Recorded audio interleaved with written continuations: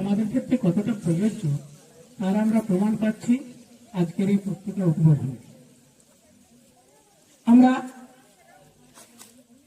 পেয়ে গেছি প্রণব বাবুকে, আমরা পেয়ে গেছি সাংবাদিক বাবুকে, আমরা পেয়েছি সমাজসেবী শেখ বাবুকে। কিন্তু আমরা যেহেতু সেই সময় পত্রিকাটা প্রকাশ করতে পারিনি, তাই পত্রিকার নামকরণ করা হয়েছে শতবর্ষের আলোকে ভালোবাসা উচ্চ বিদ্যালয়।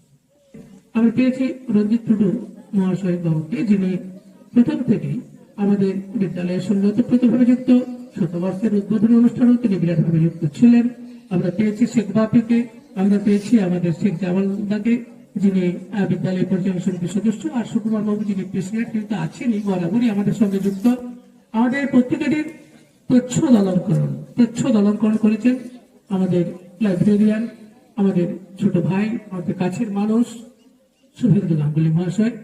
শুভেন্দুর শিল্প সত্তাকে আমরা বরাবর কুর্নিশ জানাই।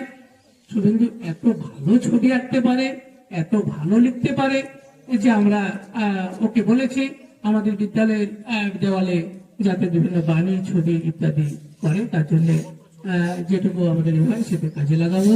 পত্রিকা তো লেখাও আছে, লাইব্রেরিতে এমলিও করেছে শুভেন্দু, লাইব্রেরিটি খুব সুন্দরভাবে চালায়। যাই হোক, বাকি মাস্টারমশাইরা প্রত্যেকেই সুন্দরভাবে সহযোগিতা করেছেন।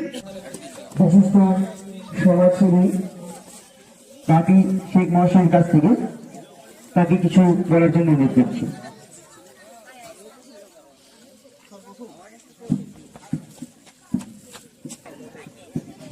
আজকের সভার সভাপতি, প্রধান অতিথি, বিশিষ্ট ভদ্রমহোদয়গণ ও আমার স্কুলের প্রধান শিক্ষক থেকে সহশিক্ষক এবং আমার বন্ধুবর তিমির কান্তি প্রতীকে আমি ধন্যবাদ ও যথাযোগ্য জায়গায় শ্রদ্ধা ও প্রণাম জানাই। তো যাক, আজকে আমাদের হারমাছড়ার 100 বছর পূর্তি উপলক্ষে একটি ম্যাগাজিন বের হলো, আপনারা সকলে দেখলেন। তার আগে আমরা সৌরভকে দেখলাম, সৌরভকে এখানে সংবর্ধনা দেওয়া হলো। প্রণববাবু সহ সকলকে আমি আমার এই বক্তব্যটা শোনার জন্য অনুরোধ করছি। সৌরভের এতদূর